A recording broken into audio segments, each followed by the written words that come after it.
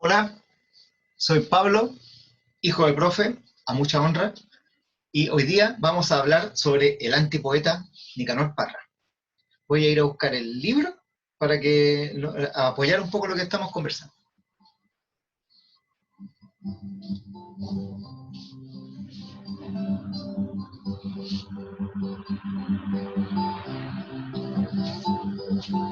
Y tenemos,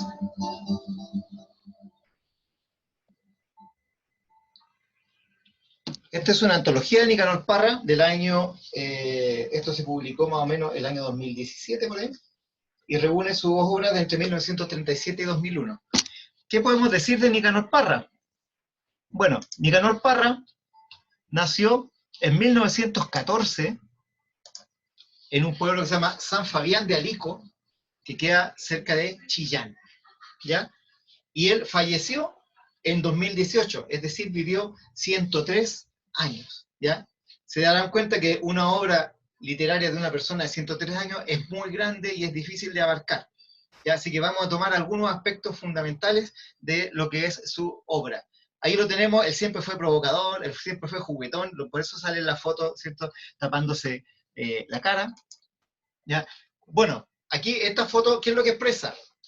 Tomamos en cuenta una cosa, cuando hablamos de Nicanor Parra es imposible no hablar de su familia, porque su familia, sus hermanos y muchos de los descendientes, tanto de él como de sus hermanos, son una familia súper importante porque está llena de artistas, por nombrar solo a algunos. En esta foto tenemos, bueno, tenemos a Nicanor, que era el hermano mayor, una de sus hermanas que fue Violeta Parra, que ustedes la habrán conocido, que es una gran compositora, folclorista, cantante, quizás lo más grande que ha salido de Chile. Tenemos a Roberto Parra, también cantor, músico, poeta. Eduardo Parra, también, gran cuequero. Y habían otros más, como Lautaro, como Hilda, como el gran Tony Canarito, ¿cierto? Entre otras personas que eran parte de la familia de Nicanor Parra, era una familia de artistas. Y él fue uno de los más grandes, digamos. ¿Ya?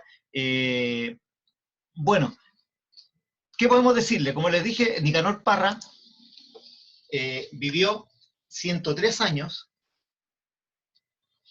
Él ganó el Premio Nacional de Literatura de Chile el año 1967, pero su obra venía de mucho tiempo antes. Su primer libro él lo publicó en 1937. Sin embargo, su libro más importante, más trascendental, lo publicó en 1954, que es el libro Poemas y Antipoemas. Ahí está la palabra antipoema y donde está el centro del por qué la importancia de Nicanor Parra. ¿Cuál es su importancia? Su importancia viene porque él se planteó desde la poesía con una mirada distinta, con una mirada en la cual, ¿qué es lo que dijo? La poesía hasta ese momento se estaba escribiendo de manera, digamos, de escribir en difícil, ¿ya? Escribir con palabras rebuscadas, con imágenes difíciles de entender. Él dijo que no, y por eso cuando él dice antipoesía se refiere que es contra ese tipo de poesía. Él dice que la poesía debe estar escrita con el lenguaje común y debe ser entendida por todos. Y no por eso va a ser menos profunda, no por eso va a ser menos interesante. Por eso él es el antipoeta y él creó la antipoesía a través de sus textos que parte su carrera como antipoeta, la verdad, arranca en 1954. Voy a leer un poema de su libro Versos de Salón, que es de 1962, donde él cuenta un poco el tema y dense cuenta del lenguaje que lo ocupa. Es un poema muy cortito. Dice, la montaña rusa. Durante medio siglo, la poesía fue el paraíso del tonto solemne, hasta que vine yo y me instalé con mi montaña rusa. Suban si les parece. Claro que yo no respondo si bajan echando sangre por boca y narices. ¿Cierto? Ahí se dan cuenta que Nicanor Parra primero ocupa un lenguaje que es mucho más común, no encuentran, digamos, no vienen palabras difíciles ni expresiones que sean complicadas, sino que él con palabras sencillas va diciendo, bueno, mi poesía es como una montaña rusa, en la cual ustedes se arriesgan, el lector tiene que ser capaz de arriesgarse y de ser capaz de sufrir, digamos, las mismas emociones que puede sufrir en una montaña rusa, por eso él lo dice, no se quejen. Ya, él es un poeta desafiante. Ahí tenemos la portada de la primera edición de su poema, de su libro más importante, que es Poemas y Antipoemas, ¿cierto? Ahí se las estoy mostrando. Ahora, él, bueno, en 103 años se habrán dado cuenta que él hizo muchas cosas, alcanzó a hacer muchas cosas, entre otras cosas también que hizo posteriormente, el año 72 publicó un libro que son pequeñas tarjetas, una serie de tarjetitas, ese libro se llama Artefactos, que son pequeñas tarjetas donde él va un paso más allá. ¿Por qué? Como ustedes ven, aquí hay una poesía que ocupa, o una antipoesía, que ocupa la gráfica, tienen elementos gráficos, dibujitos, dice todo es poesía, menos la poesía, ¿ya? Sigue desafiando, sigue jugando con el lenguaje, ¿cierto? Él también fue profesor, por eso lo tenemos acá. Estudió para profesor en la Escuela Normal José Abelardo Núñez de Santiago, y él hizo clases, después también hizo clases en la universidad, estudió matemáticas, fue un muy gran matemático, pero lo importante para él fue la poesía, ¿ya? Pero él siempre estuvo enseñando.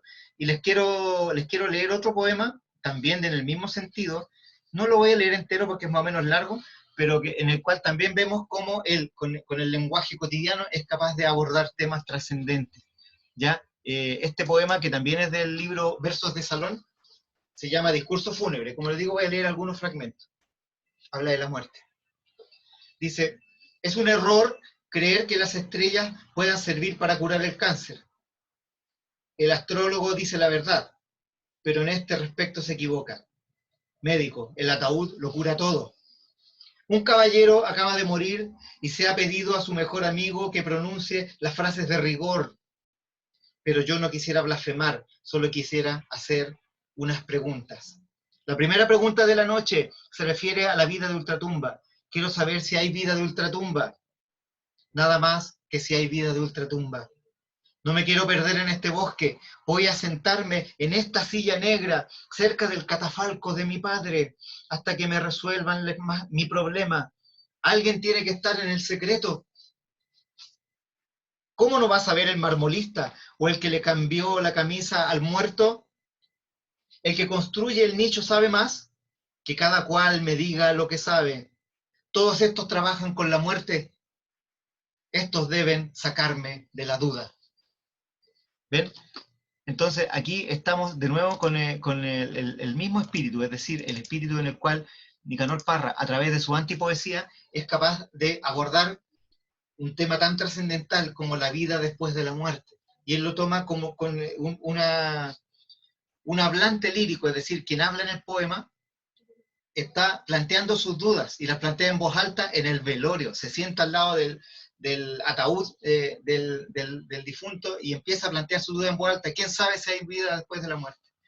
Y lo hace con palabras sencillas. Creo que eso es lo más, creo que eso es una de las cosas que más podemos destacar como importante dentro de Nicanor Parra, y es lo que lo ha marcado. Nicanor Parra tiene un montón de otros textos, yo los invito a que conozcan, son muchos muy entretenidos, muy divertidos. Si tuviera que destacar tres textos, yo les diría que, bueno, Poemas y Antipoemas, que obviamente es el que le había mostrado antes, que está la portada acá, ¿cierto? Hay hartas ediciones y se encuentra fácilmente en internet.